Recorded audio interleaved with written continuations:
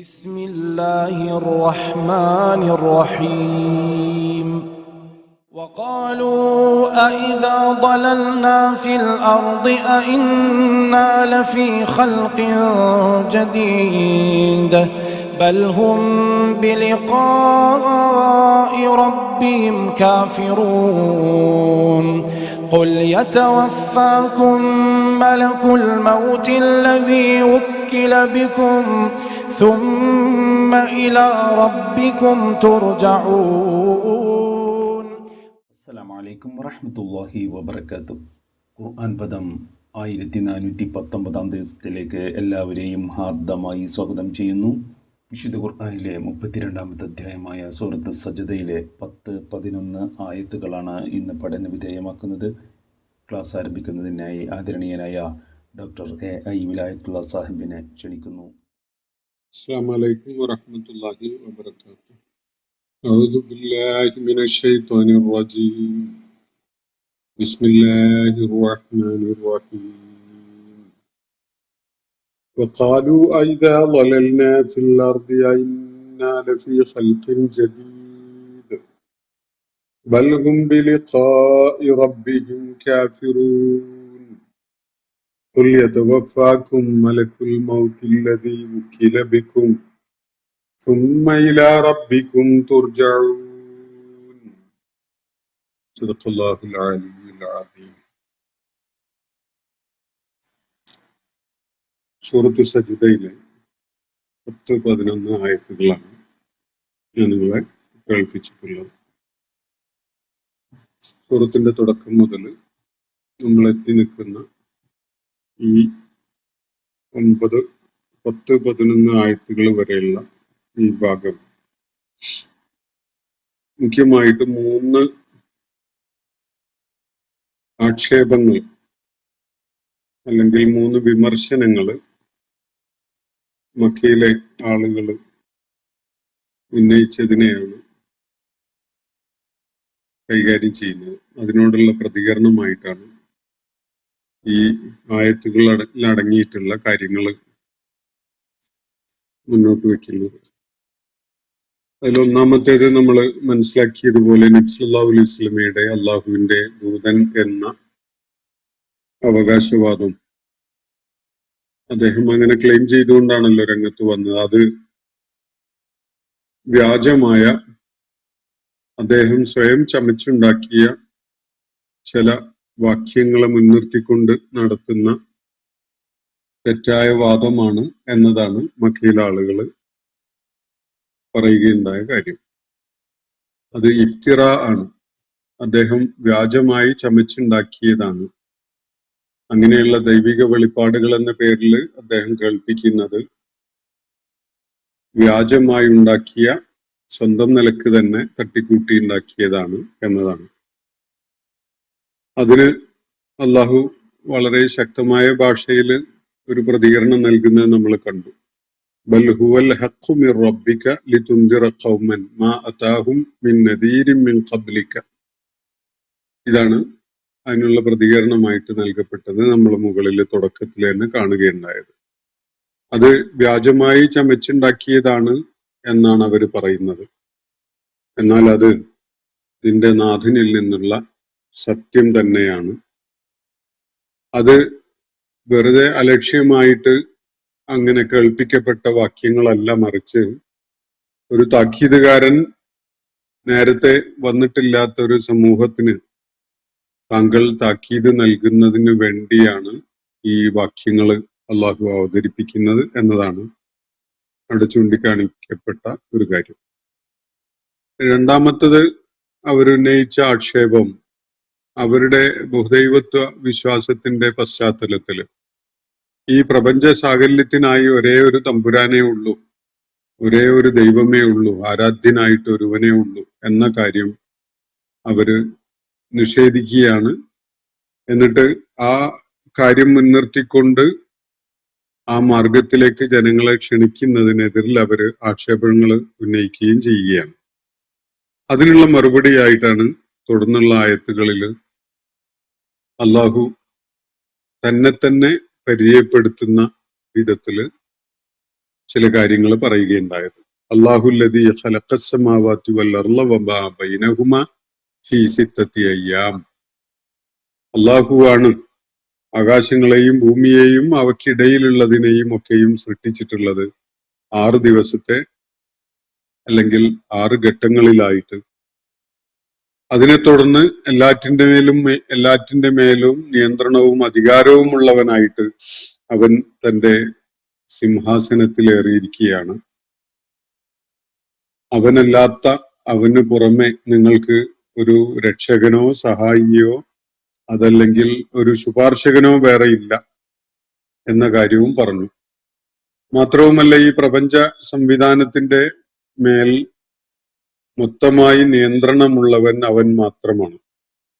അവന്റെ കൽപ്പന പ്രകാരമാണ്, അവന്റെ ആ ഉപരിലോകത്തു നിന്നുള്ള കൽപ്പന പ്രകാരമാണ് ഇവിടെ സകല സംഗതികളും പ്രവർത്തനക്ഷമമാകുന്നത്. ആ കൽപ്പനകളുമായി ബന്ധപ്പെട്ടുകൊണ്ടുള്ള കാര്യങ്ങളുടെ അക്കൗണ്ടബിലിറ്റിക്ക് വേണ്ടി അവയൊക്കെയും തന്നെ അവന്റെ അടുക്കലേക്ക് തിരികെ എത്തിക്കപ്പെടുന്നതുമാണ് എന്ന കാര്യമാണ് അവിടെ ചൂണ്ടിക്കാണിക്കപ്പെട്ടത്. അതൊരു പ്രത്യേക നാളിലാണ്. ആ നാള് 1000 വർഷങ്ങളെക്കാൾ ദൈർഘ്യമുള്ള ഒരു നാളാണ്, ഒരു ദിവസമാണ് എന്നാണ് തുടർന്ന് ചൂണ്ടിക്കാണിക്കുകയുണ്ടായത്. അപ്പോ അദൃശ്യമായതും ദൃശ്യമായതും ഏറ്റവും നന്നായി അറിയുന്നവൻ അല്ലാഹുവാണ്. അവന്റെ ഏറ്റവും ശ്രദ്ധേയമായൊരു പ്രത്യേകത, അവന്റെ സൃഷ്ടിപ്പിൽ യാതൊരു ന്യൂനതയും കാണാൻ കഴിയുകയില്ല എന്നതാണ്. ഒരു ആശയത്തെ പ്രവൃത്തി പദത്തിൽ കൊണ്ടുവരുന്നതിന്റെ ഏറ്റവും ഉത്തമമായ ഉദാഹരണങ്ങളായിട്ടാണ് ദൈവിക സൃഷ്ടിപ്പ് എല്ലാം തന്നെയും എന്നതാണ് ചൂണ്ടിക്കാണിക്കപ്പെട്ടുള്ള കാര്യം. അല്ലദീ അഹ്സന കുല്ല ശൈഇൻ ഖലഖ. എന്നിട്ട് മനുഷ്യ സൃഷ്ടിപ്പിനെ കുറിച്ചും ചില കാര്യങ്ങൾ പറയുകയുണ്ടായി. അള്ളാഹുവിന്റെ ഏത് കാര്യത്തിൽ എന്ത് സംഗതിയാണ് അള്ളാഹു സൃഷ്ടിച്ചതെങ്കിലും അതിന്റെ ഏറ്റവും ഐഡിയലായ, ഏറ്റവും പൂർണ്ണതയുള്ള വിധത്തിലാണ് അവൻ സൃഷ്ടികർമ്മം നിർവഹിച്ചിരിക്കുന്നത്.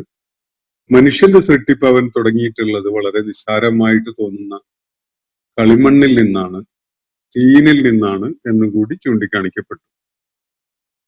എന്നിട്ട് മനുഷ്യന്റെ വംശവർധനവും നൈരന്തര്യവും ഒക്കെ അവൻ രൂപകൽപ്പന ചെയ്തിട്ടുള്ളത് വെറുപ്പുളവാക്കുന്ന ഒരു ദ്രാവകത്തിൽ നിന്നാണ്, ഒരു ജലഗണത്തിൽ നിന്നാണ്. മിൻ സുലാലത്തിൻ മിൻ മാഇൻ മഹീൻ എന്നാണ് പറയുന്നത്. ഒരു അനിഷ്ടം തോന്നിപ്പിക്കുന്ന, വെറുപ്പുളവാക്കുന്ന വിധത്തിലുള്ള ഒരു സ്രവം, അതിൽ നിന്നാണ് മനുഷ്യന്റെ വംശവർധനവ് അല്ലെങ്കിൽ വംശത്തിന്റെ നൈരന്തര്യം അവൻ രൂപകൽപ്പന ചെയ്തിട്ടുള്ളത്. എന്നിട്ട് അത്രയും നിസ്സാരമായ സംഗതിയിൽ നിന്ന് മനുഷ്യ സൃഷ്ടിപ്പ് നിർവഹിച്ച അല്ലാഹു അവൻ ഏറ്റവും സൗകുമാര്യമുള്ള, ഏറ്റവും ആകർഷകമായ ഒരു രൂപഘടന നൽകി അവന് തന്റെ ജീവ ചൈതന്യത്തിൽ നിന്ന് അതിലേക്ക് ഊതുകയും ചെയ്തു. ഇതൊക്കെ ഞാൻ വിശദീകരിച്ചിട്ടുള്ള കാര്യങ്ങളാണ്. മാത്രവുമല്ല, കേൾവിയും കാഴ്ചയും നൽകുകയുണ്ടായി. അതുപോലെ ആലോചിക്കുകയും മനസ്സിലാക്കുകയും ഒക്കെ ചെയ്യുന്ന വിധത്തിൽ പ്രവർത്തനക്ഷമമായ മനസ്സും നൽകി. എന്നാൽ മനുഷ്യരിലേറെ പേരും അതേക്കുറിച്ച് ആലോചിക്കാനോ അള്ളാഹുവിനോട് പ്രതിബദ്ധതയോ കടപ്പാടോ കൃതജ്ഞതയോ കാണിക്കുന്ന ഒരു നിലപാട് ഉള്ളവരായി മാറാനോ സന്നദ്ധരാവുന്നില്ല എന്ന കാര്യവും ചൂണ്ടിക്കാണിക്കുകയാണ് അള്ളാഹു. അതിനെ തുടർന്നാണ് നമ്മൾ ഇന്ന് വായിച്ചു വെച്ചിട്ടുള്ള 2 ആയത്തുകൾ വരുന്നത്. മനുഷ്യൻ ഭൂമുഖത്ത് പിറവിയെടുത്തു. ഇവിടെ അവന് വംശവർധനവുണ്ടാകുന്നു, അവനൊരു ഉത്ഭവം ഉണ്ടായിരുന്നു. അവന്റെ വംശം എന്നുള്ള നിലക്ക് അവന് ഇവിടെ വർധനവുണ്ടായി, ഒരു നൈരന്തര്യം ഉണ്ടായി കൊണ്ടിരിക്കുന്നു. ഈ കാര്യത്തിലൊന്നും ആർക്കും തർക്കമില്ല.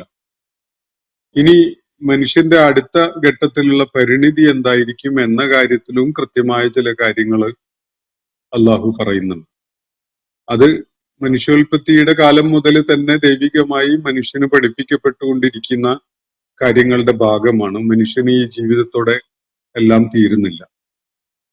അവൻ മരണം നേരിടാൻ പോകുന്നു. മരണത്തിനെ തുടർന്ന് അവൻ അള്ളാഹുവിന്റെ മുന്നില് അവന്റെ ആത്മാവ് ഹാജരാക്കപ്പെടാൻ പോകുന്നു. അവന്റെ പ്രവർത്തനങ്ങളെ കുറിച്ച് വിചാരണയും വിലയിരുത്തലും ഒക്കെ നടക്കാൻ പോകുന്നു എന്ന കാര്യങ്ങൾ. ഈ കാര്യം മുഹമ്മദ് നബി സല്ലല്ലാഹു അലൈഹി വസല്ലം മറ്റേത് പ്രവാചകനെയും പോലെ അവരെ കേൾപ്പിക്കുകയും അവരെ അതേക്കുറിച്ച് ഉണർത്തുകയും ഒക്കെ ചെയ്തുകൊണ്ടിരുന്നപ്പോ അവര് ഈ ഒരു കാര്യത്തെയും നിഷേധിക്കുകയാണ്. അപ്പൊ 3 മൗലികമായ കാര്യങ്ങൾ ഇസ്ലാമിക വിശ്വാസവുമായി ബന്ധപ്പെട്ടുകൊണ്ടുള്ള 3 മൗലികമായ സംഗതികളാണ് മക്കയിലെ നബി സല്ലല്ലാഹു അലൈഹി വസല്ലമയുടെ പ്രബോധിത സമൂഹം നിഷേധിച്ചുകൊണ്ടിരുന്നത്. ഒന്നാമത്തേത് നേരത്തെ ഞാൻ സൂചിപ്പിച്ച വിധത്തില് അള്ളാഹുവിന്റെ ഏകത്വം ആണ്. അത് മനുഷ്യ സമൂഹത്തോട് പങ്കുവെക്കുന്ന മുഹമ്മദ് നബി സല്ലല്ലാഹു അലൈഹി വസല്ലമിന്റെ പ്രവാചകത്വം. അപ്പോ തൗഹീദും റിസാലത്തും അള്ളാഹുവിന്റെ ഏകത്വവും മുഹമ്മദ് നബി സല്ലല്ലാഹു അലൈഹി വസല്ലമിന്റെ പൂർവിക പ്രവാചകന്മാരെയൊക്കെ പോലെ മുഹമ്മദ് നബി സല്ലല്ലാഹു അലൈഹി വസല്ലമിന്റെ പ്രവാചകത്വം. ഇനി മൂന്നാമത്തെ സംഗതി ഇസ്ലാം മുന്നോട്ട് വെക്കുന്ന ഏറ്റവും പ്രാധാന്യമുള്ള കാര്യങ്ങളിൽ പെട്ട പാരത്രിക ജീവിതം, മരണാനന്തരം വിചാരണയും രക്ഷാശിക്ഷകളും തുടങ്ങിയിട്ടുള്ള കാര്യങ്ങൾ. ഇതിനെയാണ് അവർക്ക് വളരെ അരോചകമായ ഒരു സംഗതിയായിട്ട് ഒരിക്കലും സംഭവിക്കുകയില്ല എന്ന നിലക്ക് അവര് മനസ്സിലാക്കുകയും ആ നിലക്ക് പ്രതികരിക്കുകയൊക്കെ ചെയ്യുന്നത്. അതൊട്ടും സംഭവ്യമായ ഒരു സംഗതിയല്ല, അത് യഥാർത്ഥമായ ഒരു കാര്യമാണ് എന്നാണ് അവര് പറഞ്ഞുകൊണ്ടിരുന്നത്. അപ്പോ ആഖിറത്തിനെ, പാരത്രിക ജീവിതത്തെ, മരണാനന്തര ജീവിതത്തെ അല്ലെങ്കിൽ മരണശേഷമുള്ള മനുഷ്യന്റെ ആത്യന്തികമായ പരിണിതികളെ കുറിച്ച് അതിനെയൊക്കെ നിഷേധിച്ചുകൊണ്ട്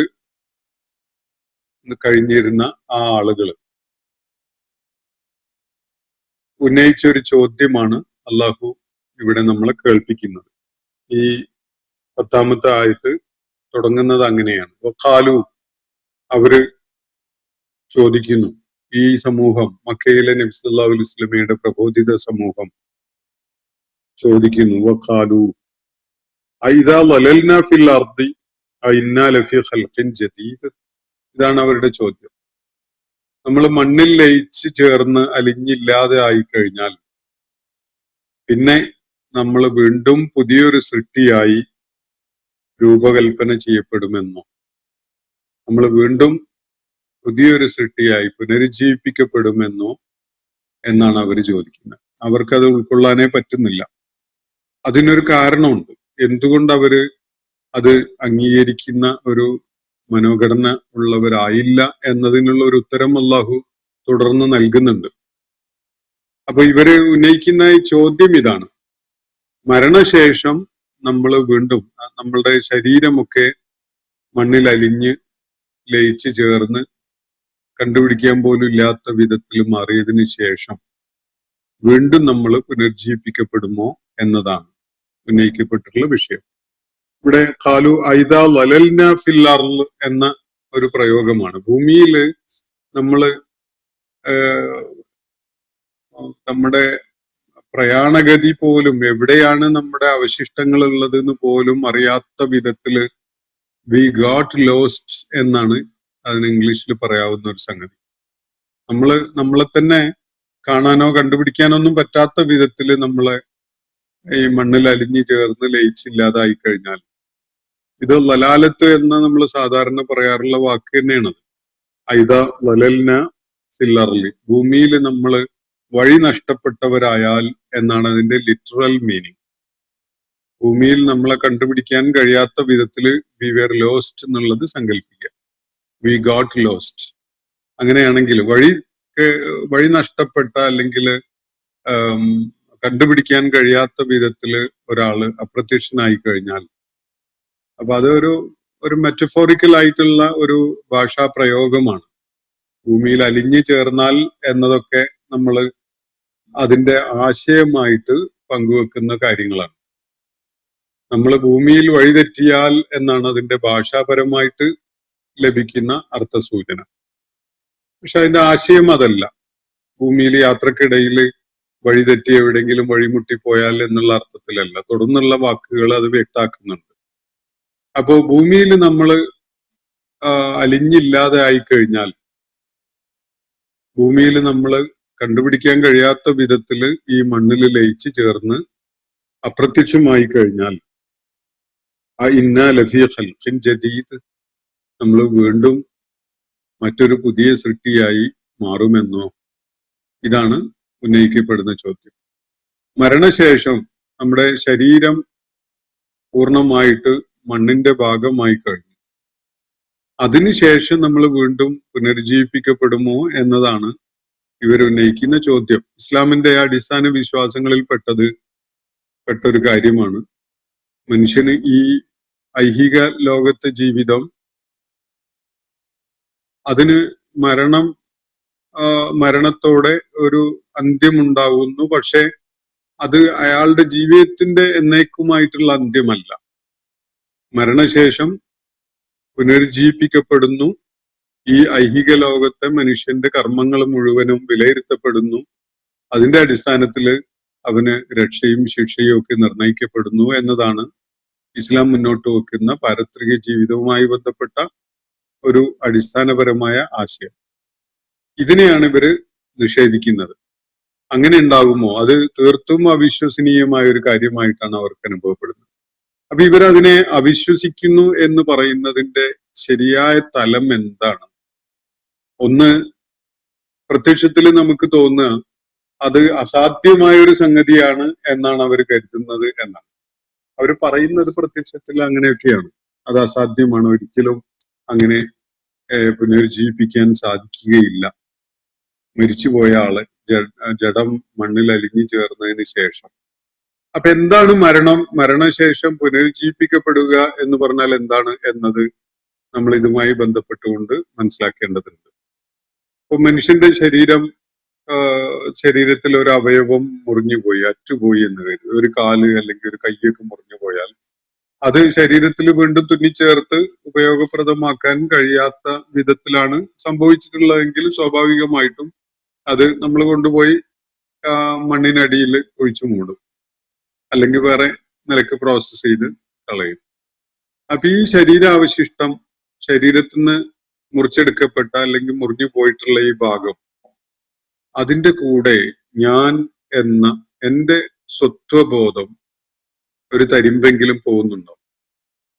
ഒരംശം പോലും ആ മുറിച്ചു മാറ്റപ്പെട്ട അല്ലെങ്കിൽ മുറിഞ്ഞു പോയിട്ടുള്ള ശരീരഭാഗത്തിന്റെ കൂടെ പോയിട്ടില്ല എന്നത് ഇയാളുടെ കോൺഷ്യസ്നെസ്സിൽ അയാൾക്ക് കൃത്യമായിട്ട് ബോധ്യപ്പെടും. ഞാൻ എന്ന ആ ബോധം ഓരോരുത്തർക്കുമുള്ള നാം എന്നോ ഞാൻ എന്നോ ഒക്കെ പറയാവുന്ന ആ ഒരു കോൺഷ്യസ്നെസ് ഉണ്ട്. അവന്റെ എന്താ പറയാ, ആത്മാവോ അല്ലെങ്കിൽ അവന്റെ മനസ്സോ ഒക്കെ ആയിട്ടുള്ള ഒരു പ്രതിഭാസം. ഇനി അപ്പൊ ശരീരഭാഗത്തില് മുറിഞ്ഞുപോയ മറമാടിയിട്ടുള്ള ശരീരാവശിഷ്ടത്തില് അല്ലെങ്കിൽ ശരീരഭാഗത്തില് ഈ ഞാൻ എന്നതിന്റെ ഒരു അംശവും അടങ്ങിയിട്ടില്ല എന്നത് ആ ശരീരഭാഗം ആരുടേതായിരുന്നോ അയാൾക്ക് നന്നായിട്ട് അറിയാം. അയാളുടെ ബോധത്തിൽ അത് അങ്ങനെ ഒരു സംഗതി, തന്റെ സ്വത്വം എന്നത് ആ അവയവത്തിന്റെ കൂടെ പോയി എന്നൊരു തോന്നൽ ഉണ്ടാവുകയില്ല. എല്ലാവർക്കും മനസ്സിലാകുന്ന ഒരു കാര്യമാണ്. അതേപോലെ ഒരാൾ മരിച്ചു കഴിഞ്ഞാൽ അയാളുടെ മൃതദേഹം യാതൊരു നിലക്കും എന്തെങ്കിലും കേടുപാടുകൾ പറ്റിയതൊന്നുമല്ല, ഏതെങ്കിലും ഒരു ഭാഗം നഷ്ടപ്പെട്ടിട്ടൊന്നുമില്ല എന്നുള്ള അവസ്ഥയിലാണെങ്കിൽ പോലും ഇയാളുടെ ഞാൻ എന്ന ആ സ്വത്വബോധം, അതിന്റെ വല്ല അംശവും ആ ജഡത്തിൽ അവശേഷിക്കുന്നുണ്ടോ? അതുമില്ല. അപ്പൊ എന്താണ് മരണം? നമ്മൾ മരിച്ച ആളുടെ മൃതദേഹം മണ്ണിൽ കൊണ്ടുപോയി വെക്കുമ്പോൾ അയാളുടെ ശരീരം മാത്രമാണ്, ജീവനറ്റ, ചേതനയറ്റ, സ്വത്വം വേർപെടുത്തപ്പെട്ട ഒരു ശരീരം മാത്രമാണ് മണ്ണിൽ കൊണ്ടുപോയി വെക്കുന്നത്. അപ്പൊ അയാളുടെ ശരീരത്തിൽ നിന്ന് ആത്മാവിനെ, അയാളുടെ സ്വത്വത്തെ, അയാളുടെ കോൺഷ്യസ്നെസ്സിനെ വേർപെടുത്തിയെടുക്കുക എന്നൊരു പ്രക്രിയയാണ് മരണത്തിലൂടെ സംഭവിക്കുന്നത് എന്നത് വളരെ വ്യക്തമാണ്. പിന്നെ ഞാൻ എന്ന ബോധം എവിടെയാണുള്ളത്? അതാണ് മലക്കുകള് അയാളുടെ ദേഹത്തുനിന്ന് പിടിച്ചെടുത്ത് കൊണ്ടുപോകുന്നത്. ഈ ഞാൻ എന്ന സ്വത്വം അത് അള്ളാഹുവിന് വീണ്ടും ഒരു ശരീരത്തില് കൊണ്ടുവരിക എന്നതാണ് പുനരുജ്ജീവിപ്പിക്കപ്പെടുക എന്ന് പറയുന്നതിലൂടെ നടക്കുന്നത്. അള്ളാഹുവിന്റെ മുന്നിൽ ഹാജരാക്കപ്പെടുന്നത് ശരീരത്തോടെയാണെങ്കിൽ അങ്ങനെ ഒരു ശരീരത്തില് ഒരു ശരീരം സൃഷ്ടിക്കപ്പെട്ട വിധത്തില് അത് ക്യാരി ചെയ്യുന്ന ഒരു ആത്മാവ് അല്ലെങ്കിൽ അതിലുള്ള ഒരു സ്വത്വബോധം, ഞാൻ എന്ന ഒരു കോൺഷ്യസ്നെസ്, ഇത് അള്ളാഹുവിന്റെ മുന്നിൽ ഹാജരാക്കപ്പെടുന്നു എന്നതാണ് ഖുർആൻ മുന്നോട്ട് വെക്കുന്ന ആശയം. മണ്ണില് പൂർണ്ണമായി ലയിച്ചലിഞ്ഞു ചേർന്നിട്ടുള്ള ജഡം, അതിൽ നിന്ന് അതിന്റെ ഒരു കോശമെങ്കിലും ഉണ്ടെങ്കിൽ ആ ജീവിയെ അല്ലെങ്കിൽ ആ മനുഷ്യനെ പുനരുജ്ജീവിപ്പിക്കുക സാധ്യമാണ് എന്ന വിധത്തിലുള്ള ശാസ്ത്രീയമായ നിഗമനങ്ങൾ ഈ കാലഘട്ടത്തിൽ വളരെ സജീവമാണ്. അതാണല്ലോ നമ്മളുടെ ഈ ക്ലോണിംഗ് പോലെയുള്ള ആശയങ്ങളുടെ സൂചന. അതായത് ശരീരത്തിന്റെ ഏതെങ്കിലും ഒരു കോശം, നീ അത് ഒരു ഒരു ജനറ്റിക് ആയിട്ടുള്ള പൊട്ടൻഷ്യൽ ഉള്ള കേപ്പബിലിറ്റി ഉള്ള ഒരു അംശം മാത്രം മതി ആ വ്യക്തിയെ വീണ്ടും രൂപപ്പെടുത്തിയെടുക്കാൻ എന്നുള്ള ഒരു ആശയം. ഇത് തത്വത്തില് പ്രായോഗികമാണ്, സാധ്യമാണ് എന്നത് ആണ് ശാസ്ത്രം നിഗമനം ചെയ്യുന്ന കാര്യം. അപ്പോ അതുപോലെ ഇത് പ്രായോഗികമാണ്, പ്രയോഗത്തിൽ നിരന്തരം നടന്നുകൊണ്ടിരിക്കുന്നുണ്ട് എന്നത് വിശുദ്ധ ഖുർആൻ നൽകുന്ന ചില പ്രാപഞ്ചിക സൂചനകളിൽ നിന്നും നമുക്ക് മനസ്സിലാക്കാൻ കഴിയുന്നുണ്ട്. ജീവൻ യാതൊരു നിലക്കും അതിന്റെ ലക്ഷണം കാണിക്കാത്ത ഇടങ്ങളിൽ മഴ വർഷിപ്പിച്ച് അവിടുന്ന് ജീവൻ കിളിർത്ത് വരുന്ന ഒരു കാഴ്ച വിശുദ്ധ ഖുർആൻ പലയിടങ്ങളിലായിട്ട് സൂചിപ്പിക്കുന്നുണ്ട്. ജീവന്റെ യാതൊരു തുടിപ്പും ഉണ്ടായിരുന്നില്ലാത്ത ഇടങ്ങളിൽ നിന്ന് ജീവൻ തുടികൊട്ടി വരുന്നത് അള്ളാഹു ചൂണ്ടിക്കാണിച്ചുകൊണ്ട് ഇതുപോലെ തന്നെയാണ് പുനരുത്ഥാനം എന്ന് പറയുന്നത് കാണാം. അപ്പോൾ മനുഷ്യന്റെ ശരീരാവശിഷ്ടങ്ങളിലെ വളരെ സൂക്ഷ്മമായ ഒരു കണിക പോലും ധാരാളമാണ് മനുഷ്യനെ വീണ്ടും പുനഃസൃഷ്ടിച്ച് കൊണ്ടുവരാൻ എന്ന ഒരു സൂചനയാണ് അള്ളാഹു ആ വിവരണങ്ങളിലൂടെ നൽകുന്നത്. അപ്പൊ മനുഷ്യന്റെ ആത്മാവ് മരണത്തോടുകൂടി എന്തെങ്കിലും ക്ഷതം സംഭവിക്കാത്ത വിധത്തിൽ തന്നെ വേർപെടുത്തപ്പെടുകയും അള്ളാഹുവിലേക്ക് തിരിച്ചെത്തിക്കപ്പെടുകയും ചെയ്യുന്നുണ്ട് എന്നതാണ് ഖുർആൻ പറയുന്ന കാര്യം. ഇനി മരണത്തെക്കുറിച്ച്, മരണശേഷം ഇങ്ങനെ ഒരു സാധ്യതയുണ്ട് എന്ന കാര്യത്തെക്കുറിച്ച് ഇവര് അതിനെ നിഷേധിക്കുന്നവരായി മാറിയതിന്റെ കാരണം എന്താണ് എന്നൊരു സൂചനയും നമ്മൾ ഈ വായിച്ചുകൊണ്ടിരിക്കുന്ന ആയത്തുകളിൽ അള്ളാഹു നൽകുന്നത് കാണാൻ കഴിയും. നമുക്ക് ആ കാര്യം നോക്കാം. വഖാലു ഐദാ ലലൽനാ ഫിൽ അർദ്, അവര് പറഞ്ഞുകൊണ്ടിരിക്കുന്ന അല്ലെങ്കിൽ ചോദിച്ചുകൊണ്ടിരിക്കുന്ന കാര്യം ഇതാണ്: നമ്മൾ ഭൂമിയിൽ പൂർണ്ണമായി നഷ്ടപ്പെട്ടവരായി അല്ലെങ്കിൽ പൂർണ്ണമായി ലയിച്ചലിഞ്ഞു ചേർന്നവരായി തീർന്നു എന്ന് വെക്കുക. അതിനുശേഷം അഇന്നാ ലഫീ ഖൽഖിൻ ജദീദ്, നമ്മൾ തീർച്ചയായിട്ടും മറ്റൊരു സൃഷ്ടിയായി മാറാൻ പോവുകയാണോ എന്നാണ്. എന്ന് പറഞ്ഞാൽ നമ്മൾ വീണ്ടും പുനഃസൃഷ്ടിക്കപ്പെടാൻ പോവുകയാണോ എന്നതാണ് അവരുടെ അവിശ്വാസം കലർന്നുകൊണ്ടുള്ള ചോദ്യം. അപ്പോ അള്ളാഹു അതിന് നൽകുന്ന മറുപടി യഥാർത്ഥത്തില് ഇതാണ് കാര്യം എന്ന് പറയുന്ന വിധത്തിലാണ്. ബൽ, അങ്ങനെയല്ല. യഥാർത്ഥത്തിൽ അവരുടെ ചോദ്യത്തിന്റെ ഒരു ഒരു അടിത്തറ, അവര് മരണാനന്തരം ഒരാൾ പുനർജീവിപ്പിക്കപ്പെടാൻ ഇടയുണ്ട് എന്ന സാധ്യതയെ നിഷേധിക്കുന്നത് അത് സാധിക്കുകയില്ല, അത് ഇമ്പോസിബിൾ ആണ് എന്ന് കരുതിയത് കൊണ്ടല്ല. മറിച്ച് ബൽഹും ബിലിഖാഇ റബ്ബിഹിം കാഫിറൂൻ, അവര് തങ്ങളുടെ രക്ഷിതാവുമായുള്ള ഒരു കൂടിക്കാഴ്ച ഒരിക്കലും ഉണ്ടാവുകയില്ല എന്ന വിധത്തിൽ അതിനെ നിഷേധിക്കുന്നവരായതുകൊണ്ടാണ് എന്നാണ് ഇവിടെ പറയുന്നത്. അള്ളാഹുവുമായുള്ള ഒരു കൂടിക്കാഴ്ച ഉണ്ടാവുക എന്നത് അവരെ സംബന്ധിച്ചിടത്തോളം സ്വീകാര്യമല്ല. എന്തായിരിക്കും അതിന് കാരണം? അള്ളാഹുവുമായി ഒരു കൂടിക്കാഴ്ച ഉണ്ടാവുന്നത് ആനന്ദകരമായ ഒരു അനുഭവമായിട്ട് തോന്നുന്ന ആർക്കെങ്കിലും അത് നിഷേധിക്കാൻ സാധിക്കും? അതിനെ നിഷേധിക്കാൻ സാധിക്കുന്നത് ആ കൂടിക്കാഴ്ച ഇഷ്ടപ്പെടാത്ത ആളുകളാണ്. അവർക്കാണ് അത് അസാധ്യമായിട്ട് അനുഭവപ്പെടുന്നത്. കാരണം അവര് ആ വിധത്തിലൊക്കെ ആയിരിക്കും അള്ളാഹു തന്നിട്ടുള്ള ജീവിതാവസരത്തെ പ്രയോജനപ്പെടുത്തിയിട്ടുണ്ടാവുക. അപ്പൊ അള്ളാഹുവുമായുള്ള കൂടിക്കാഴ്ച എന്നത് ഈ വിഭാഗത്തിൽപ്പെട്ട ആളുകളെ സംബന്ധിച്ചിടത്തോളം തീർത്തും അചിന്ത്യമായ ഒരു സംഗതിയാണ്. ബൽഹും ബിലിഖാഇ റബ്ബിഹിം കാഫിറൂൻ.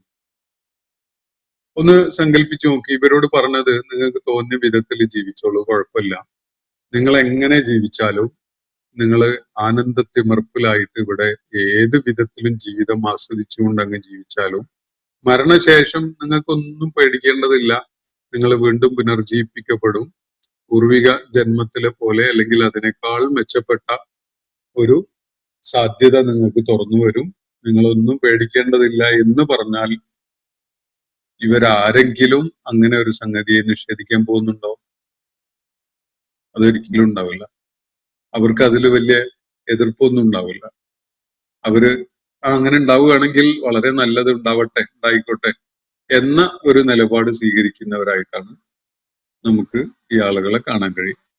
അപ്പൊ യഥാർത്ഥത്തില് അവര് നിഷേധികളാവുന്ന, പാരത്രിക ജീവിതത്തെ തള്ളിക്കളയുന്നതിന്റെ കാരണം അള്ളാഹുവുമായുള്ള കൂടിക്കാഴ്ച അവരിഷ്ടപ്പെടുന്നില്ല എന്നതാണ്. അതിന്റെ കാരണം അള്ളാഹുവിന്റെ പ്രീതി നേടാൻ കഴിയുന്ന വിധത്തിലുള്ള ഒരു ജീവിതമല്ല അവര് നയിച്ചിട്ടുള്ളത് എന്നാണ് വിശുദ്ധ ഖുർആൻ ഇവിടെ നൽകുന്ന സൂചന. പാരത്രിക ജീവിതം എന്നത്, പുനരുത്ഥാനം എന്നത് ഇമ്പോസിബിൾ ആയ ഒരു കാര്യമാണ് എന്ന് ആർക്കും പറയാൻ സാധ്യമല്ല. മാത്രമല്ല, ശാസ്ത്രീയ അന്വേഷണങ്ങളുടെയും ഗവേഷണങ്ങളുടെയും നിരീക്ഷണങ്ങളുടെയും ഒക്കെ ഫലമായിട്ട് അവരെത്തിച്ചേരുന്ന ഒരു ഒരു ഒരു കൺക്ലൂഷൻ, അങ്ങനെ ഒരു സാധ്യത ഉണ്ട് എന്നതാണ്. അതിന് ശാസ്ത്രീയമായി ഭൗതിക ലോകത്ത് മനുഷ്യർക്ക് തന്നെ ആ വിധത്തിലുള്ള ചില നടപടികളിലേക്ക് എത്താൻ സാധിക്കും എന്ന് പോലും ശാസ്ത്രം സങ്കല്പിക്കുന്നതായിട്ട് നമുക്ക് കാണാൻ കഴിയും. ഞാൻ സൂചിപ്പിച്ച ക്ലോണിംഗ് പോലെയുള്ള പ്രതിഭാസങ്ങൾ വിരൽ ചൂണ്ടുന്നത് അങ്ങനെ ഒരു സാധ്യതയിലേക്കാണ്. പക്ഷെ ഈ ആളുകൾ നിഷേധിച്ചുകൊണ്ടിരിക്കുന്നത് അള്ളാഹുവുമായുള്ള ഒരു കൂടിക്കാഴ്ചയാണ്. പുനരുത്ഥാനമുണ്ട്, നമ്മൾ പുതിയൊരു ജീവിത സാധ്യതയിലേക്ക് എത്തിച്ചേരും, അതും നമുക്ക് ഇഷ്ടമുള്ള വിധത്തില് ജീവിക്കാവുന്ന ഒരു സാധ്യത ഉള്ള വിധത്തിലാണ് എന്നൊക്കെ ആണ് അവരുടെ മുന്നിൽ സമർപ്പിക്കപ്പെട്ടതെങ്കിൽ അവർക്കൊന്നും വലിയ എതിർപ്പൊന്നുമില്ല. അതുകൊണ്ടാണ് നമുക്ക് ഈ മറ്റേ പുനർജന്മവാദം ഉണ്ടല്ലോ, നമ്മുടെ ഈ ഇന്ത്യയിലെ പശ്ചാത്തലത്തിലൊക്കെ ചർച്ചയിൽ ധാരാളമായിട്ട് വരുന്ന വിഷയം പുനർജന്മവാദം. ഈ പുനർജന്മവാദം എന്നൊരു സംഗതി വലിയ എതിർപ്പൊന്നുമില്ലാതെ നമ്മുടെ നാട്ടിലെ ആളുകൾ അങ്ങ് അംഗീകരിച്ചു കൊണ്ട് നടക്കുന്നതിന്റെ വലിയൊരു കാരണം അതാണ്. പുനർജന്മം എന്നത് ഇപ്പോൾ ഉള്ള നമ്മളുടെ ജീവിതം തന്നെ പുനർജന്മം ആവാമല്ലോ. ഒരു 60-61 കൊല്ലം മുമ്പ് ഞാൻ മറ്റൊന്നായിരുന്നു, ഇപ്പോ എന്റെ പുതിയൊരു ജന്മമാണ് ജീവിച്ചുകൊണ്ടിരിക്കുന്നത്, ഇനി മരണശേഷം ഞാൻ മറ്റൊന്നായിട്ട് വീണ്ടും ജീവൻ എടുത്തു വരും എന്ന ഒരു സംഗതിയാണെങ്കിൽ ഇത് ഞാൻ അറിയുന്നില്ല. എന്റെ പൂർവ്വജന്മത്തില് എന്തൊക്കെയായിരുന്നു ഞാൻ ചെയ്തിട്ടുണ്ടായിരുന്നത്, എന്റെ ജീവിത സാധ്യതകൾ എന്തൊക്കെയായിരുന്നു, ഇനി അടുത്ത ജന്മം ഉണ്ടാകുമ്പോ അതില് ഞാൻ സൗഭാഗ്യവാനായിട്ടാണോ അതല്ല ദൗർഭാഗ്യവാനായിട്ടാണോ എന്നതൊന്നും എനിക്കിപ്പോ അറിയില്ല. പക്ഷെ അടുത്ത ജന്മം ഉണ്ടാകുമ്പോ പൂർവിക ജന്മത്തെ കുറിച്ച് ഓർമ്മയില്ലാത്ത പുതിയൊരു തുടക്കം ആയിക്കൊണ്ടാവുമ്പോ അത് നമുക്ക് പ്രശ്നമല്ല. കാരണം അതില് അക്കൗണ്ടബിലിറ്റി എന്നുള്ള ഒരു വിഷയം തന്നെ വരുന്നില്ല. ഈ ഒരു സൗകര്യം ഇതാണ് ഈ പുനർജന്മവുമായി ബന്ധപ്പെട്ടുകൊണ്ടുള്ള വിശ്വാസം വേരോട്ടം നേടുന്നതിന് ഒരു കാരണമായിട്ട് നമുക്ക് മനസ്സിലാക്കാൻ കഴിയുന്നത്. കാരണം അതില് നമ്മുടെ പ്രവർത്തനങ്ങൾക്കുള്ള ഉത്തരവാദിത്വം കാണിക്കേണ്ടതില്ല, മരണശേഷം അവയെക്കുറിച്ചുള്ള ഒരു വിചാരണയുടെ വിഷയം വരുന്നില്ല, നമ്മുടെ കർമ്മങ്ങളുടെ അടിസ്ഥാനത്തിൽ നന്മയോ തിന്മയോ അല്ലെങ്കിൽ രക്ഷയോ ശിക്ഷയോ നിർണയിക്കപ്പെടുന്ന അത് നമ്മളെ ബോധ്യപ്പെടുത്തുന്ന ഒരവസ്ഥ ഏതായാലും ഇല്ല. കാരണം നമ്മൾ ഇപ്പോൾ ജീവിക്കുന്ന ഈ വിധത്തിൽ ജീവിക്കാൻ സാധിച്ചത് മുൻ ജന്മത്തിലെ എന്ത് നന്മയുടെ പേരിലാണ് എന്നത് നമുക്ക് പറയില്ലല്ലോ. അടുത്ത ജന്മത്തിലും ഇത് തന്നെ ആയിരിക്കുമല്ലോ അവസ്ഥ ഉണ്ടാവുക. നമുക്കത് അറിയില്ല, എന്തിന്റെ പേരിലാണ്, എങ്ങനെയാണ് എന്നത് അറിയാൻ ഒരു വഴിയില്ല. അപ്പോ അതിനെ ആളുകൾക്ക് തള്ളിക്കളയുന്നതിന്, നിഷേധിക്കുന്നതിന് ഒന്നും വലിയ ആവേശം ഉണ്ടാവില്ല. ഇവിടെ അവര് നിഷേധിക്കുന്നതിന്റെ കാരണം അല്ലാഹു ചൂണ്ടിക്കാണിക്കുന്നത് ബൽഹും ബിലിഖാഇ റബ്ബിഹിം കാഫിറൂൻ എന്നാണ്. തങ്ങളുടെ റബ്ബുമായിട്ട്, നാഥനുമായിട്ട് അവന്റെ മുന്നിലെത്തി അവന്റെ മുന്നില് കണക്ക് ബോധിപ്പിക്കുന്ന കാര്യങ്ങൾ വിശദീകരിക്കേണ്ടി വരുന്ന ഒരു സാഹചര്യം, ആ ഒരു സംഗതിയെ അവര് പൂർണ്ണമായിട്ടും നിഷേധിക്കുകയാണ് എന്നതാണ് അവരുടെ ഈ കാര്യത്തെ അവര് പുനർജീവിപ്പിക്കപ്പെടും എന്ന് പറയുന്ന കാര്യത്തെ അവർ തള്ളിക്കളയുന്നതിന് കാരണമായിട്ടുള്ളത്. യഥാർത്ഥത്തിൽ അവര് അള്ളാഹുവുമായുള്ള കൂടിക്കാഴ്ചയെയാണ് നിഷേധിക്കുന്നത്. മരണാനന്തരം പുനരുജ്ജീവിപ്പിക്കപ്പെടും എന്ന കാര്യത്തില് അവർക്ക് അങ്ങനെ സംശയമുണ്ട്, അവര് അത് വിശ്വസിക്കുന്നില്ല എന്നൊക്കെ ശരി തന്നെ. പക്ഷെ അതിന്റെ കാരണം, അതിന്റെ അടിസ്ഥാനം അള്ളാഹുവുമായുള്ള ഒരു കൂടിക്കാഴ്ച, അത് അവര് നിഷേധിക്കുകയാണ് എന്നാണ് ഖുർആൻ ഇവിടെ വ്യക്തമാക്കുന്നത്. അപ്പൊ അവരോട് പറയാൻ വേണ്ടി അള്ളാഹു നബി സല്ലല്ലാഹു അലൈഹി വസല്ലമയോട് നിർദ്ദേശിക്കുകയാണ് തുടർന്നുള്ള ആയത്തിൽ, നിങ്ങൾ കരുതി വെച്ച പോലെ എല്ലാ കാര്യങ്ങളും പ്രവാചകരെ അവരോട് പറയുക, യതവഫാക്കും മലക്കുൽ മൗത്ത്, അവരെ മരണത്തിന്റെ മലക്ക് പൂർണ്ണമായി അങ്ങ് ഏറ്റെടുക്കും. മരണത്തിന്റെ മലക്ക്, മരണം എന്നൊരു സംഗതി യാഥാർത്ഥ്യമാക്കാൻ വേണ്ടി ചുമതല ഏൽപ്പിക്കപ്പെട്ട മലക്കുകളുണ്ട്. അള്ളാഹുവിന്റെ ഓരോ സംഗതിക്ക് വേണ്ടി നിയുക്തരായിട്ടുള്ള ഒഫീഷ്യൽസ് ആണ് അവര് മരണത്തിന്റെ മലക്കുകള്, അവരെ മലക്കുൽ മൗത്ത് അവരെ അങ്ങ് പൂർണ്ണമായിട്ട് ഏറ്റെടുക്കും. യതവഫാക്കും എന്ന് പറഞ്ഞാൽ മരിപ്പിക്കും എന്നതാണ്. മരണം എന്ന് പറയുന്നത് പൂർണ്ണമായിട്ട് അവരെ അങ്ങ് ഏറ്റെടുക്കലാണ്. രണ്ട്, വഫാ എന്ന് പറഞ്ഞാൽ അറബി ഭാഷയിൽ തികവ്, പൂർണ്ണത എന്നൊക്കെയാണ്. അത് തന്നെയാണ് വഫാത്ത് എന്ന മരണത്തെ സൂചിപ്പിക്കുന്ന ആ പദത്തിന്റെയും റൂട്ട്. രണ്ടും ഒരേ റൂട്ട് എന്നുള്ളതാണ്. അതിന്റെ അർത്ഥകൽപ്പനയും അങ്ങനെ തന്നെയാണ്. അപ്പൊ മരണത്തിന്റെ മലക്ക് അവരെ മരിപ്പിക്കും, അല്ലെങ്കിൽ അവരെ പൂർണ്ണമായിട്ട് അങ്ങ് ഏറ്റെടുക്കും. ഏറ്റെടുക്കുന്നത് ജഡമാണോ അതോ അവന്റെ ആത്മാവാണോ? വളരെ വ്യക്തമായിട്ടും ജഡം നമ്മൾ മണ്ണിൽ കൊണ്ടുപോയി കുഴിച്ചിടുകയാണ് ചെയ്യുന്നത്. മനുഷ്യ ശരീരം ആള് മരിച്ചു കഴിഞ്ഞാൽ പിന്നെ നമ്മൾ അത് വെച്ചിരിക്കാറില്ല. അത് മലക്ക് വന്ന് കൊണ്ടുപോയിക്കോളൂന്ന് നമ്മൾ കരുതാറുമില്ല. മറിച്ച് ആ ശരീരം, മൃതദേഹം നമ്മൾ മണ്ണിനടിയിൽ മറമാടുകയാണ്. വേറെ ചില രീതികളും ആ കാര്യത്തില് പിന്തുടരുന്നുണ്ട്. അപ്പോ ശരീരമല്ല കൊണ്ടുപോകുന്നത്, അവന്റെ ഞാൻ എന്ന ആ കോൺഷ്യസ്നെസ്സിനെയാണ് ശരീരത്തിൽ നിന്ന് വേർപ്പെടുത്തുന്നത്. നേരത്തെ അള്ളാഹു സൃഷ്ടിപ്പിനെ കുറിച്ച് പറഞ്ഞപ്പോ ഒരു കാര്യം സൂചിപ്പിച്ചു. അവൻ കളിമണ്ണ് കൊണ്ട് സൃഷ്ടിച്ച ആ രൂപത്തിലേക്ക് തന്റെ ജീവചൈതന്യം, തന്റെ റൂഹ്, തന്റെ ആത്മാവ് അതിൽ ഊതുകയുണ്ടായി എന്ന് പറഞ്ഞല്ലോ. അത് ഈ വ്യക്തിയുടെ, സൃഷ്ടിക്കപ്പെടുന്ന വ്യക്തിയുടെ ആത്മാവ് അതിൽ ഊതിയതായാലും അള്ളാഹുവിന്റെ റൂഹിന്റെ ഒരു അംശം അതിലേക്ക് ഊതപ്പെടുന്നതായാലും സംഗതി അതിലൊരു ചൈതന്യം വന്നു ചേരുന്നുണ്ട്. അതാണ് അവന് ബോധം ഉണ്ടാക്കുന്നത്. ഞാൻ എന്നൊരു ബോധം, അതുപോലെ ആലോചന, മനസ്സ്, അങ്ങനെയുള്ള സംഗതികളൊക്കെ പ്രവർത്തനക്ഷമമാവുന്നത് ആ ശരീരത്തിൽ, ആ ജഡികമായ എൻറ്റിറ്റിയിൽ ആത്മചൈതന്യം പകർന്നു നൽകപ്പെടുമ്പോഴാണ്. അതാണ് ഈ ശരീരത്തിൽ നിന്ന് വേർപെടുത്തപ്പെട്ട് അള്ളാഹു കൊണ്ടുപോകാൻ മലക്കുകളെ ചുമതലപ്പെടുത്തുന്നത്. അപ്പോ എങ്ങനെയാണ് മരണം സംഭവിക്കുന്നത് എന്ന് അള്ളാഹുവിടെ വ്യക്തമാക്കുകയാണ്. അവര് കരുതിയ പോലെയല്ല. യതവഫാക്കും മലക്കുൽ മൗത്ത്. മലക്കുൽ മൗത്ത്, മരണത്തിന്റെ മാലാക, മരണകാര്യം നിർവഹിക്കുന്ന, അതിന് ചുമതല ഏൽപ്പിക്കപ്പെട്ട മലക്ക് അവരുടെ ആത്മാവിനെ പൂർണ്ണമായി ഏറ്റെടുക്കുന്നു, അല്ലെങ്കിൽ അവനെ മരിപ്പിച്ചെടുക്കുന്നു. എന്നിട്ട് അല്ലദീ വുക്കില ബിക്കും, നിങ്ങളുടെ കാര്യത്തിൽ ചുമതല ഏൽപ്പിക്കപ്പെട്ട മലക്കാണ് അത് ചെയ്യുക. അപ്പോ ഓരോരുത്തരുടെയും മരണം സംഭവിപ്പിക്കുക എന്നത് ഏതോ ഒരു മലക്കിന്റെ ചുമതലയിൽ ഉൾപ്പെടുത്തപ്പെട്ടതാണ് എന്നതാണ് അള്ളാഹു ഇവിടെ നൽകുന്ന സൂചന. എല്ലാവരുടെയും മരണം ഒരേ രീതിയിലല്ല മലക്കുകൾ സംഭവിപ്പിക്കുന്നത് എന്നത് ഖുർആൻ സൂചന നൽകുന്നുണ്ട്.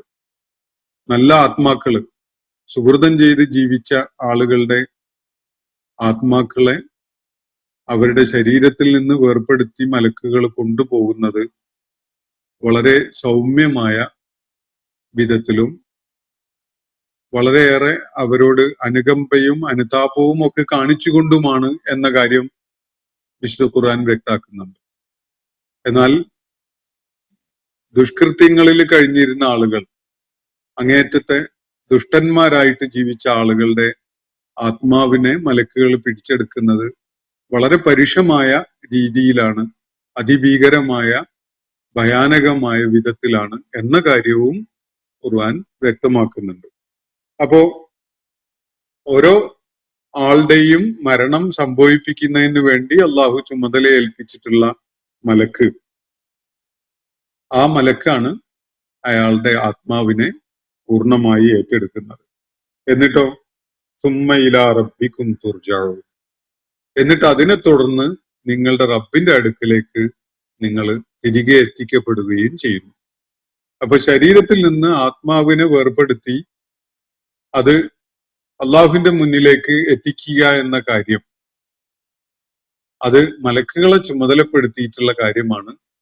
അത് മലക്കുകൾ നിശ്ചയിക്കപ്പെട്ട വിധത്തില് അത് നിർവഹിക്കുക തന്നെ ചെയ്യും എന്നതാണ് അള്ളാഹു ഇവിടെ നൽകുന്ന സൂചന.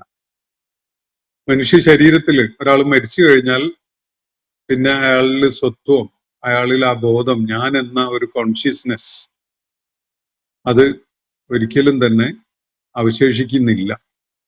പക്ഷെ ആ ശരീരത്തിന്റെ കോശങ്ങളെ വീണ്ടും പുനരുജ്ജീവിപ്പിക്കാൻ കഴിയുന്ന ഒരു വലിയ സാധ്യത നിലനിൽക്കുന്നുണ്ട്. അള്ളാഹു അവന്റെ അടുക്കിലേക്ക് തിരികെ അയക്കപ്പെട്ടിട്ടുള്ള ആത്മാവിനെ ആ ശരീരത്തിൽ വീണ്ടും കൊണ്ടുവരിക, ആ ശരീരത്തിലേക്ക് വീണ്ടും ഊതുക അല്ലെങ്കിൽ ആവാഹിക്കുക എന്നൊരു കാര്യം അള്ളാഹുവിന് നേരത്തെ ചെയ്ത പോലെ വീണ്ടും ചെയ്യുക എന്നത് യാതൊരു പ്രയാസമുള്ള കാര്യമല്ല. ഒരിക്കലും ഒരു രൂപത്തിൽ സൃഷ്ടിപ്പ് നടത്തിയതിനു ശേഷം അതുപോലെയുള്ള സംഗതി ആവർത്തിക്കുക എന്നത് മനുഷ്യർക്ക് പോലും ഇപ്പോ സാങ്കേതിക മേഖലയിലോ അല്ലെങ്കിൽ നിർമ്മാണ രംഗത്തോ ഒക്കെയുള്ള പ്രവർത്തനങ്ങളിൽ ഏർപ്പെട്ടിട്ടുള്ള ആളുകൾക്ക് വളരെ ലളിതമായ ഒരു കാര്യമാണ്. അള്ളാഹുവിനെ സംബന്ധിച്ചിടത്തോളം മനുഷ്യനെ ഈ വിധത്തിൽ രൂപകൽപ്പന ചെയ്ത് സൃഷ്ടിച്ച് പിന്നെ അവൻ മരിച്ചു പോയതിനു ശേഷം അവനെ വീണ്ടും പുനഃസൃഷ്ടിക്കുക എന്ന് പറയുന്ന ഒരു സംഗതി അസാധ്യമാണ് എന്ന് പറയാൻ ഒരിക്കലും കഴിയാത്ത വിധത്തില് നമ്മുടെ തന്നെ അന്വേഷണങ്ങളും പഠനങ്ങളും എത്തിയിട്ടുണ്ട്. അതുകൊണ്ട് അതിനെ നിഷേധിക്കുന്നവരായിട്ടല്ല ആളുകൾ ഉണ്ടാവുക, മറിച്ച് പുറത്തു പറയൂലെങ്കിലും അവരുടെ യഥാർത്ഥത്തിലുള്ള പാരത്രിക ജീവിതത്തെ നിഷേധിക്കുന്നതിന്, പുനരുത്ഥാനത്തെ നിഷേധിക്കുന്നതിനുള്ള കാരണം അള്ളാഹുവിന്റെ മുന്നിൽ വന്ന് അവനുമായി ഒരു കൂടിക്കാഴ്ച ഉണ്ടാകും എന്നൊരു സംഗതി അവർ ഇഷ്ടപ്പെടുന്നില്ല എന്നതാണ്. അതാണ് അവര് അടിസ്ഥാനപരമായി നിഷേധിക്കുന്നത്. കാരണം അവർ ജീവിച്ചത് ആ വിധത്തിലൊക്കെയാണ്. അതുകൊണ്ട് തന്നെ അള്ളാഹുവിന്റെ തൃപ്തി നേടുന്ന വിധത്തിൽ അവന്റെ മുന്നിൽ വന്ന് നിൽക്കാൻ കഴിയില്ല എന്ന ഒരു ബോധം അവർക്കുണ്ട്. ആ കാരണത്താലാണ് അവര് മരണാനന്തര ജീവിത സാധ്യതയെ തള്ളിക്കളയുന്നത്, നിഷേധിക്കുന്നത്. പുനരുത്ഥാനം അല്ലെങ്കിൽ പുനരുജ്ജീവനം എന്നൊരു സംഗതി ഒരിക്കലും ഉണ്ടാവുകയില്ല. ഇൻഹിയ ഇല്ല ഹയാത്തുന ദുന്യ എന്ന് ഖുർആനിലൊരിടത്ത് അവര് പറയുന്നതായിട്ട് ഉദ്ധരിക്കുന്നുണ്ട്. നമ്മുടെ ജീവിതം എന്ന് വെച്ചാൽ ഈ ഐഹിക ലോകത്തെ ഈ ജീവിതമല്ലാത്ത വേറൊരു ജീവിതവും ഇല്ല, അതുകൊണ്ട് നമുക്ക് അടിച്ചു പൊളിക്കാം എന്നാണ് അവര് പറഞ്ഞുകൊണ്ടിരുന്നത്. അവരുടെ നിലപാട് അതാണ്. അങ്ങനെ ജീവിച്ച ആളുകളെ സംബന്ധിച്ചിടത്തോളം പിന്നെ പെട്ടെന്ന് അറിയേണ്ടി വരികയാണ്, അതല്ല കേട്ടോ, ഈ ജീവിതത്തിന് ശേഷം വേറൊരു പ്രോസസ്സിലൂടെ കടന്നു പോകേണ്ടതുണ്ട്. അത് അള്ളാഹുമായുള്ള ഒരു കൂടിക്കാഴ്ചയിലേക്കാണ് എത്തുന്നത്. അതിനെ തുടർന്ന് ജീവിതത്തിന്റെ സകല സംഗതികളും വിലയിരുത്തപ്പെടുന്നു, വിചാരണ ചെയ്യപ്പെടുന്നു, അതിന്റെ അടിസ്ഥാനത്തിൽ ആഖിബത്ത് നിർണയിക്കപ്പെടുന്നു എന്നൊക്കെ പെട്ടെന്ന് അറിയേണ്ടി വരുമ്പോ അത് അവർക്ക് സ്വീകാര്യമാവില്ല, അത് അവർ തള്ളിക്കളയും. പക്ഷെ ജീവിതത്തിന് ഒരു ലക്ഷ്യമുണ്ട് എന്ന തിരിച്ചറിവോടുകൂടി ജീവിച്ച ആളുകൾ അവര് വളരെ പ്രതീക്ഷാ നിർഭരമായ ഒരു മാനസികാവസ്ഥയിലാണ് അതിനു വേണ്ടി കാത്തു നിൽക്കുന്നത്. അതാണ് ഈ രണ്ട് നിലപാടുകൾ തമ്മിലുള്ള വ്യത്യാസം. മരണാനന്തരം ഒരു ജീവിതം ഉണ്ടാവുക എന്നത് തിയററ്റിക്കലി അങ്ങനെ ഇമ്പോസിബിൾ ആണ് എന്ന് പറയാൻ കഴിയില്ല എന്ന് വേണമെങ്കിൽ ഇവരും പറഞ്ഞു വരും. നിഷേധികളായ ആളെന്നും പറഞ്ഞു അവര് സത്യസന്ധമായി സംസാരിക്കുന്ന ഘട്ടങ്ങളിൽ അങ്ങനെ പറഞ്ഞു വരും. പക്ഷെ അവരതിനെ നിഷേധിക്കുന്നതിന് കാരണം അള്ളാഹുമായുള്ള ഒരു കൂടിക്കാഴ്ച ഉണ്ടാകും എന്നൊരു സംഗതി അവർക്ക് സ്വീകാര്യമല്ല എന്നതിനാലാണ് എന്ന കാര്യമാണ് അള്ളാഹു ഇവിടെ വ്യക്തമാക്കിയിട്ടുള്ളത്. അപ്പൊ ഇതിനകം നമ്മൾ വായിച്ച് പഠനം പൂർത്തിയാക്കിയിട്ടുള്ള ഈ ആദ്യത്തെ 11 ആയത്തുകളിലായിട്ട് 3 കാര്യങ്ങൾ സംബന്ധമായി ഈ മക്ക മുശ്രിക്കുകൾ, മക്കയിലെ ബഹുദൈവ വിശ്വാസികളും നബി സല്ലല്ലാഹു അലൈഹി വസല്ലമയുടെ പ്രവാചകത്വത്തെ തള്ളിക്കളയുകയും ചെയ്ത ആളുകൾ ഉന്നയിച്ച വിമർശനങ്ങൾക്കുള്ള മറുപടിയായിട്ടാണ് ഈ 3 കാര്യങ്ങൾ ഇവിടെ ചർച്ചക്ക് കൊണ്ടുവന്നിരിക്കുന്നത് എന്നത് മനസ്സിലാക്കാൻ സാധിക്കും. നമ്മൾ ഇന്നത്തെ സെഷൻ ഇവിടെ അവസാനിപ്പിക്കുകയാണ്. സൂറത്ത് സജ്ദയിലെ 10-11 ആയത്തുകളാണ് നമ്മൾ ഇന്ന് പഠന വിധേയമാക്കിയിട്ടുള്ളത്. അള്ളാഹു നമ്മെ എല്ലാവരെയും അനുഗ്രഹിക്കുമാറാവട്ടെ. വാസിറു ദഅ്വാന അനിൽ ഹംദുലില്ലാഹി റബ്ബിൽ ആലമീൻ. അസ്സലാമു അലൈക്കും വറഹ്മത്തുള്ളാഹി വബറകാതുഹു. ഇന്നത്തെ ഖുർആൻ പദം ഇവിടെ സമാപിക്കുന്നു. ഖുർആൻ പഠനത്തിൽ പങ്കെടുത്ത എല്ലാവർക്കും അല്ലാഹു അർഹമായ പ്രതിഫലം നൽകി അനുഗ്രഹിക്കട്ടെ. വആഖിറു ദഅ്വാന അനിൽ ഹംദുലില്ലാഹി റബ്ബിൽ ആലമീൻ. അസ്സലാമു അലൈക്കും വറഹ്മത്തുള്ളാഹി വബറകാതുഹു.